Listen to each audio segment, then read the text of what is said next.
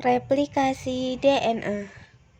DNA merupakan molekul yang terdiri dari dua rantai yang disebut dengan rantai double helix ganda. Setiap sekuensinya terdiri dari beberapa molekul gas nitrogen yang saling berpasangan, yaitu ada adenin, sitosin, guanin, dan timin. Kedua rantai ini sifatnya saling komplement, artinya jika ada basa nitrogen yaitu jenis basa timin akan berpasangan dengan adenin. Demikian apabila ada basa sitosin maka akan berpasangan dengan basa guanin. Bagian ini dimulai dari bagian ujung 5 ke bagian ujung 3. Sifatnya antiparalel dengan di bagian bawahnya yaitu dari 5 ke 3. Tahap pertama dari replikasi DNA adalah pemisahan dua rantai DNA yang dilakukan oleh sebuah enzim yang disebut dengan enzim helikase, sehingga nanti akan membentuk suatu garpu replikasi, sehingga memisahkan rantai menjadi dua bentuk template untuk pembentukan rantai DNA baru. Enzim primase memulai proses. Enzim ini akan membuat sebuah bagian kecil yang berubah bagian primer. Bagian ini memulai untuk proses pembentukan rantai DNA yang baru.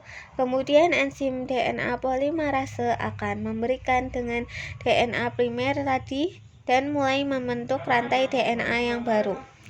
DNA polimerase membentuk rantai baru pada satu arah yaitu primer 5 ke arah primer 3. Bagian leaching strands disintesis secara kontinum. DNA polimerase menambahkan DNA satu demi satu di ujung 5 ke ujung 3. Bagian rantai lainnya yaitu leaching strand tidak dapat disintesis secara kontinum. DNA polimerase akan membentuk suatu fragmen yaitu berupa Okazaki fragmen atau fragmen Okazaki.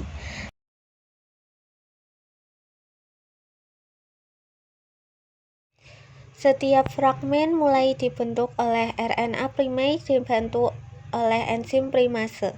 Kemudian DNA polimerase akan menambahkan bangsa DNA dari ujung 5 ke ujung primer 3 dari satu arah.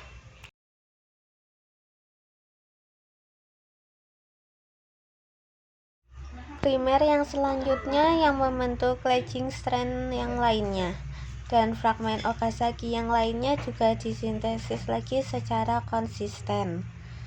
Salah satu dari rantai DNA yang tadi yang baru dibuat akan dihilangkan RNA primernya oleh enzim eksonuklease. Namun DNA polimerase yang lainnya akan menggantikannya atau mengisinya satu demi satu di sisi yang akan hilang tadi.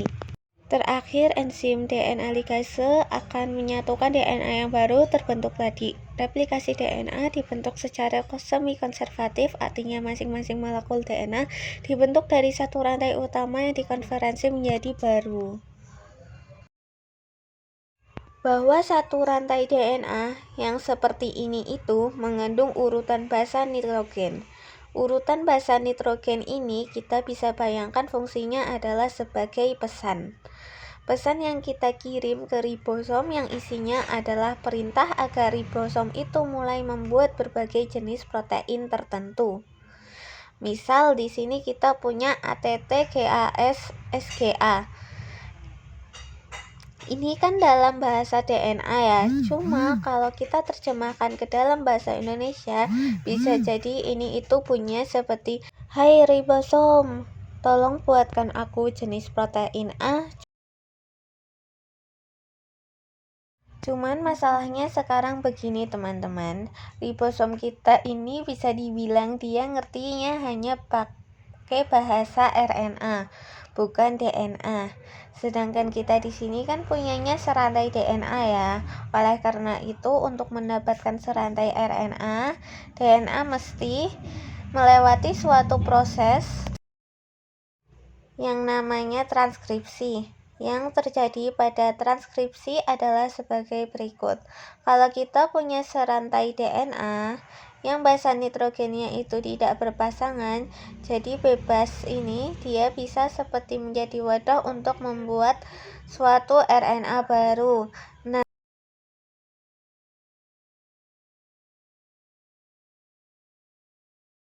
Nah, kata transkripsi atau transkrip dalam bahasa Indonesia itu artinya menulis ulang format yang berbeda, dan itulah yang terjadi dalam proses transkripsi. Pesan yang ada pada DNA kita ini akan ditulis ulang dalam bahasa RNA.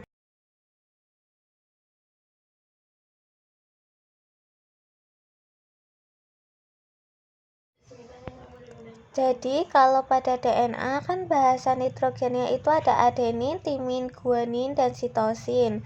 Kalau pada RNA timinnya akan diganti dengan uracil, guanin, dan sitosin. Dan kalau kita mau ubah pesan DNA menjadi RNA, kita tinggal ingat bahwa adenin itu pasangannya dengan uracil dan guanin itu pasangannya dengan sitosin.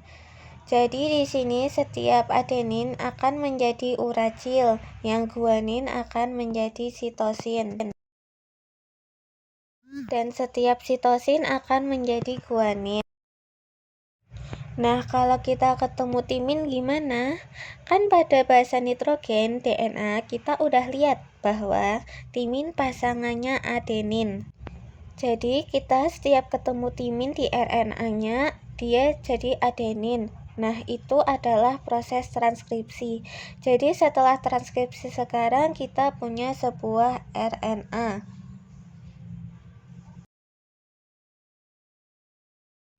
Yang mengandung pesan yang sama dengan pesan kita yang ada di DNA. Cuman dalam bahasa RNA, sekarang tugas RNA kita adalah mengirim pesan kita ke ribosom. Supaya kita bisa mulai proses yang namanya translasi. Cuman sebelum kita mulai translasi, kalian dengar nggak tadi aku ngomong apa? Tugas RNA ini adalah mengirim suatu pesan. Pesan dalam bahasa Inggris itu message, sedangkan pengirim pesan itu messenger. Berarti RNA ini kita sebut messenger RNA atau mRNA. Karena fungsi dia adalah sebagai messenger atau pengirim pesan dari DNA ke ribosom.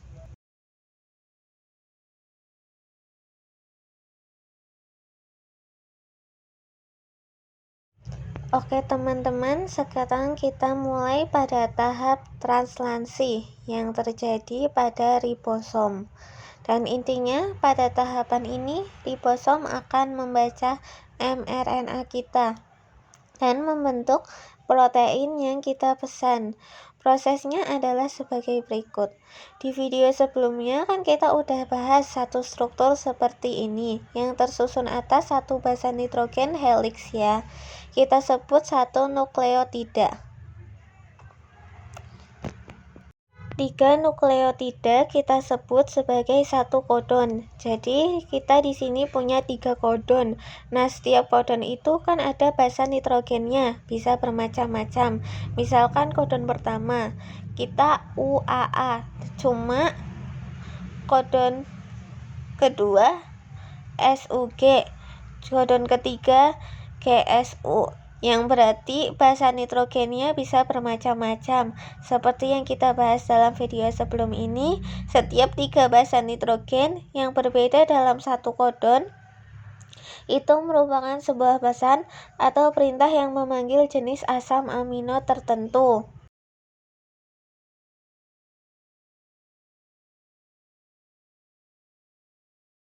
Misal UAA bisa aja merupakan pesan untuk memanggil jenis asam amino 1. SUG bisa aja pesan untuk memanggil asam amino 2. Dan GSU bisa aja untuk memanggil asam amino 3. Asam amino ini mereka tuh nggak sembarangan tiba-tiba melayang terus nempel ke kodon mRNA kita ya. Mereka tuh diantar sebenarnya oleh perantara yang kita sebut tRNA. Jadi bisa dibayangkan setiap asam amino kita akan menempel ke satu jenis tRNA. Dan kalau misal asam amino tersebut kodon mRNA kita, tRNA akan membawa asam amino tersebut. dan menempel pada kodon mRNA memanggilnya. Dan kalau kita perhatikan, tiap tRNA-nya itu memang mengandung 3 basa nitrogen yang merupakan pasangan dari basa nitrogen kodon mRNA yang memanggilnya.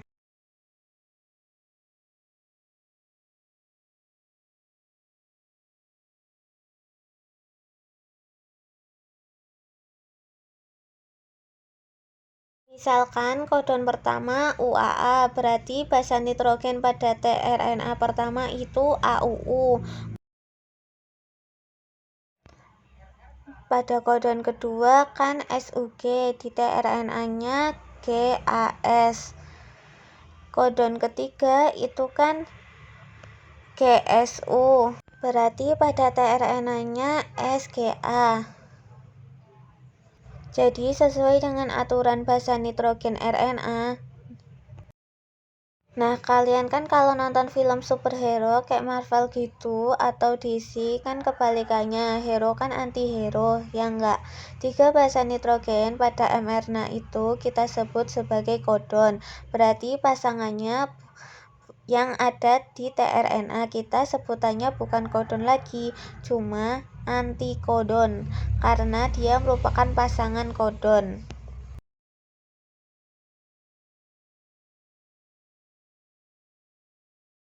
Oke teman-teman, setelah melalui fase translasi, sekarang kita udah only satu rantai asam amino. Satu rantai asam amino adalah satu polipeptida atau protein itu teman-teman, adalah proses translasi.